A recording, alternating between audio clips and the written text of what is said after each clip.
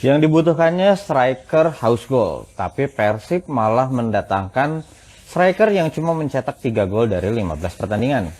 Apakah keputusan yang tepat? Kita bahas di video kali ini.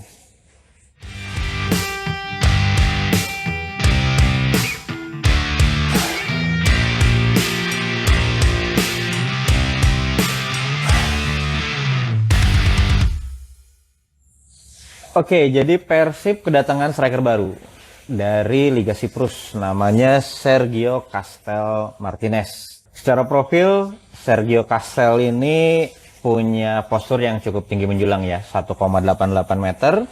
Kebangsaan Spanyol, penyerang dan kaki terkuatnya adalah kaki kanan. Kalau lihat dari ya profil seperti itu, bisa dibilang mirip-mirip sama Ramon Tanki lah ya. Jadi striker yang punya postur tinggi, unggul dalam duel-duel bola di udara, dan juga memiliki strength dan power dalam melindungi bola.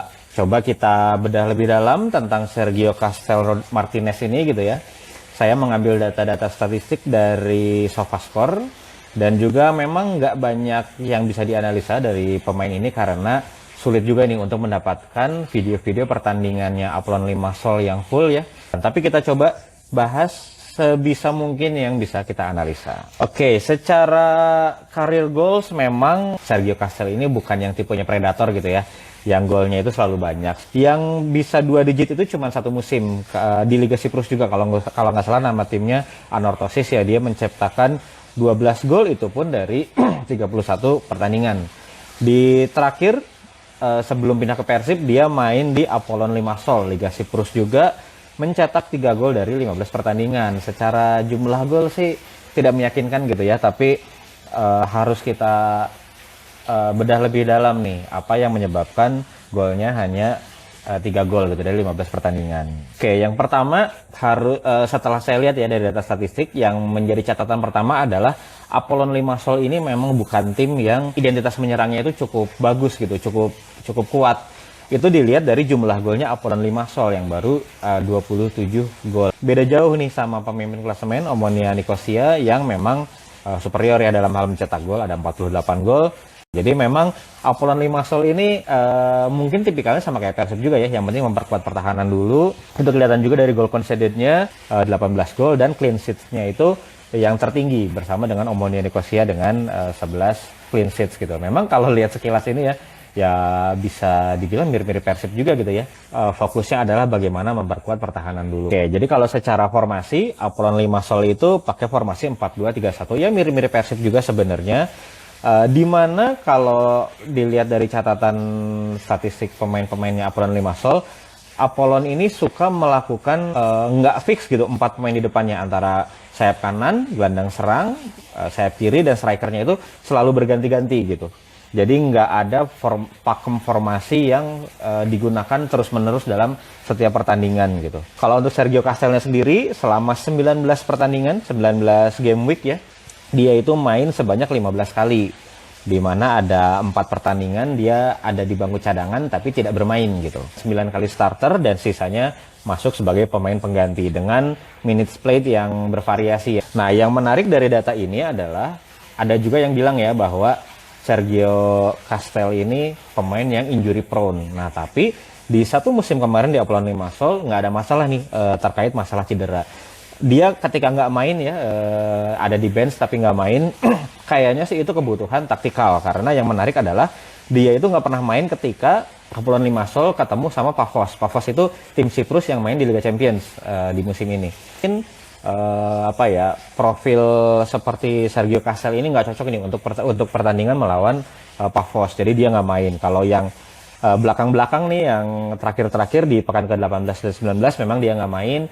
Mungkin itu udah tahap dimana secara gaya bermain nggak cocok lah ya gitu. Jadi tidak digunakan, pada akhirnya dilepas oleh Apollon Limassol. Tapi ya kalau yang saya lihat dari sini, permasalahan injury itu tidak menjadi masalah untuk Sergio Castel. Dan terbukti ya di Persib pun dia udah langsung ikut berlatih dan bahkan udah dibawa ke Thailand nih, dan ada kemungkinan dia akan bermain ketika melawan Ratchaburi besok. Nah, ini adalah nama-nama pemain yang mengisi 4 penyerangan dari Apollon Limassol yang tadi ya, sayap kanan, gelandang serang, sayap kiri, dan juga striker gitu. Nah, di sini yang menarik adalah cuman Sergio Castel oh sama dua ya, sama Lazar Markovic, yang posisinya satu posisi aja. Sergio Castel selalu dipasang di sisi penyerangan dan Lazar Markovic itu selalu di right wing. Lazar Markovic mungkin kalau yang pernah ingat ya, dia pernah main di Liverpool juga. Sedangkan pemain lainnya itu lebih versatile ya, bisa dipasang di beberapa posisi. Mungkin ini juga menjadi alasan kenapa Sergio Castel dilepas, karena dia ya cuma bisa di satu posisi aja. Nah ini yang lebih detail, dan ini juga kelihatan dari sini mulai kelihatan bahwa mungkin gaya bermainnya Apollon Limassol itu memang bukan tipe permainan yang menjadikan striker itu selalu jadi outlet serangan di akhir gitu ya, untuk melakukan eksekusi. Ini kelihatan dari jumlah pemain yang tendangannya paling banyak gitu ya, itu adalah Gary Rodriguez dan juga Brandon Thomas, yang di beberapa pertandingan lebih sering dipasang sebagai sayap kiri atau sayap kanan gitu ya. Nah mungkin memang pemain nomor 9 di Apollon Limassol itu digunakannya sebagai ini aja, fasilitator lah gitu. Jadi bagaimana dia bisa membantu progresi, di mana dia bisa hold up ball dulu untuk bisa kemudian bola bisa didistribusikan kepada pemain tengah gitu ya. Nah kalau lihat dari statistik seperti ini mungkin ada kemungkinan seperti itu. Jadi wajar aja ketika jumlah golnya Sergio Castel memang tidak menonjol gitu. Dan lebih lanjut lagi, kalau kita lihat jumlah golnya Apollon Limassol itu semua pemainnya gitu ya, memang nggak ada yang menonjol. Yang paling banyak itu Brandon Thomas, yang sesekali kadang dia diposisikan sebagai sayap kiri ataupun sebagai striker. Dia mencetak 5 gol. Data per hari ini, jadi setelah Sergio Castel pindah ke Persib itu, Apollon Limassolnya itu memainkan 3 atau 4 pertandingan lagi gitu. Top skornya pun hanya 5 gol. Jadi ketika Sergio Castel bisa menciptakan 3 gol, ya itu secara statistik sudah cukup bagus kalau dibandingkan di antar pemain si Apollon Limassol itu gitu ya. Karena memang gaya bermainnya Apollon Limassol mungkin seperti itu. Dan yang menarik, yang masuk ke jajaran top skor itu ada 2 midfielder gitu ya, Gaetan Wijsbeek dan juga Gary Rodriguez, dan 1 back gitu. Jadi memang terbagi rata nih yang mencetak golnya. Kurang lebih ya mirip-mirip Persib juga gitu ya. Jadi yang mencetak golnya nggak harus selalu striker, bisa kebagi ke pemain yang di tengah bahkan di belakang gitu ya. Jadi bermainnya pun mungkin lebih kolektif gitu. Ini sebagai gambaran aja dari sisi Apollon Limassolnya gitu ya. Nah kalau kita bandingkan 3 pemain yang sering berada di posisi forward, di posisi nomor 9 itu ada Brandon Thomas, Sergio Castel, dan Pedro Marquez. Walaupun belakangan gitu ya, yang lebih sering menjadi pemain nomor 9 adalah Pedro Marquez ketika Sergio Castelnya pindah ke Persib pun, yang menjadi pemain nomor 9 Pedro Marquez, dan Brandon Thomasnya menjadi penyerang di sayap kiri. Di tengahnya, di AM-nya ada Gary Rodriguez, dan di kanan ada Lazar Markovic gitu. Nah kalau kita bandingkan 3 pemain ini yang suka berada di posisi forward gitu ya, ya memang Pedro Marquez ada di beberapa statistik lebih unggul. Di minutes per golnya gitu ya, dia lebih efektif. Dia butuh per golnya itu butuh sekitar 166. Sergio Castel di posisi kedua gitu ya, dan ada Brandon Thomas. Sergio Castel itu unggul dari sisi XG per shot dan juga total XG. Jadi ya kurang lebih Sergio Castel itu ya mirip-mirip Andrew Jung juga gitu ya. Jadi dia akan melakukan tendangan ketika memang posisi mencetak golnya lebih tinggi. Jadi dia bukan tipe striker yang suka melakukan tendangan-tendangan spekulatif juga ya. Mungkin ya secara tipikal mirip-mirip lah sama striker-strikernya Persib, dan itu jadi apa ya? Jadi make sense gitu kenapa Persib memilih si Sergio Castel ini, karena secara permainan mungkin udah mirip-mirip nih sama yang akan dibutuhkan oleh Persib seperti apa, itu sudah dia lakukan di Apollon Limassol. Jadi mungkin dari sisi adaptasi mudah-mudahan tidak akan terlalu sulit gitu. Jadi memang dari statistik ini kelihatan di beberapa ya kalau secara statistik pasti tidak akan menonjol ya Sergio Castel, karena kalau dia menonjol secara statistik, secara permainan lah gitu ya itu nggak akan dilepas sama Apollon Limassol. Sebenarnya alasan kenapa dia dilepas ya kita juga nggak tahu ya. Saya nggak terlalu banyak ngikutin Liga Siprus maupun Apollon Limassol. Tapi dari data-data yang ada, kalau menebak-nebak ya mungkin itu pertama, dia kurang versatile. Kalau untuk di Apollon Limassol kedua, ya memang mungkin di posisi nomor 9 Pedro Marquez lebih efektif. Tapi bukan berarti Sergio Castel jelek, karena di beberapa data statistik ini dia ada di posisi kedua nih. Di Sergio Castel ini lebih unggul dibandingkan Brandon Thomasnya gitu. Jadi kita nggak bisa bilang bahwa Sergio Castel itu pemain jelek. Jadi masih memungkinkan nih di Persibnya untuk dia bisa perform. Nah kalau sekarang kita bandingkan nilai-nilai parameter statistik tadi dengan strikernya Persib, walaupun ini nggak apple to apple ya, Liga Siprus dibandingkan dengan Liga Indonesia, kita nggak tahu mana yang lebih kompetitif, kita nggak tahu mana yang lebih sulit gitu ya. Tapi ini buat sebagai gambaran aja lah gitu, kira-kira posisinya ketika dibandingkan dengan striker Persib seperti apa. Nah, kalau dilihat di sini memang nggak ada yang unggul ya. Untuk shot per 90-nya dia kalah sama Ramon Tanki, dan di parameter lainnya minutes per goal, XG per shot, conversion ratio sama XG per 90 itu dia kalah sama Andrew Yung. Tapi kalau kita lihat nilai-nilainya dan kalau kita kalibrasi dikit lah ya, Liga Siprus sama Liga Indonesia, memang nilai angka-angka Sergio Castel ini mendekat ke Andrew Yung. Jadi kalau kita mau dapat gambaran dia itu striker seperti apa, mungkin akan seperti Andrew Yung gitu. Striker yang efektif, yang apa ya, pandai mencari ruang juga gitu, dan dia akan melakukan eksekusi ketika memang kemungkinan untuk menjadi golnya cukup tinggi. Itu kelihatan dari XG per shotnya ya, mendekati Andrew Yung 0,26 dan 0,23. Dan kalau teman-teman ingat di video sebelumnya dia di analisa striker ya untuk Liga 1, Andrew Yung itu termasuk striker yang cukup bagus sebenarnya di Liga Indonesia secara statistik. Memang jumlah golnya tidak menonjol karena minutes play dia nggak banyak gitu. Kalau kita bicara tentang XG per shot, minutes per golnya Andrew Yung itu mungkin yang terbaik, bahkan dia lebih baik daripada Max Player Persija gitu. Nah, jadi ketika nilai-nilainya Sergio Castel ini mendekati Andrew Yung, kita masih bisa berharap nih Sergio Castel akan bisa melakukan sesuatu di Persib Bandung gitu. Nah, kalau kita lihat dari heatmap-nya, mungkin ini juga bisa ngasih gambaran tipe striker seperti apa sih Sergio Castel. Nah, kalau kita bandingkan sama heatmap-nya Ramon Tanki dan Andrew Yung, ada kesamaan juga nih. Ketiga pemain ini bukan striker yang stay di kotak penalti nunggu bola gitu. Pokoknya cuma attacking doang. Enggak. Nah, memang dihubungkan ya dengan data-data di sebelumnya di Apollon Limassol yang bermain secara kolektif, memang mereka itu pengen seorang striker itu yang bisa membantu progresi juga. Seperti apa yang dilakukan oleh Andrew Yung dan Ramon Tanki. Jadi nggak stay di kotak penalti, sesekali juga mereka drop ke tengah untuk menerima bola, untuk menahan bola sebelum didistribusikan kepada pemain tengah lainnya untuk melakukan progresi gitu. Sebenarnya ini hal yang menarik sekaligus positif, karena secara permainan mungkin apa yang akan dilakukan oleh Sergio Castel itu sama dengan apa yang dilakukan oleh Ramon Tanki dan Andrew Yung. Jadi itu tadi, secara adaptasi mudah-mudahan nggak terlalu lama nih gitu. Nah, nanti tinggal kita lihat nih hal-hal detail kayak Sergio Castel ini hold up ball-nya seperti apa, kekuatan dalam menahan bolanya seperti apa gitu. Terus dalam melakukan umpan, dalam membantu progresi itu seperti apa, nanti akan kita lihat di pertandingannya Persib Bandung gitu. Nah, berikutnya saya ambil beberapa video dari YouTube memang yang sifatnya highlight ya, karena itu yang bisa saya dapat.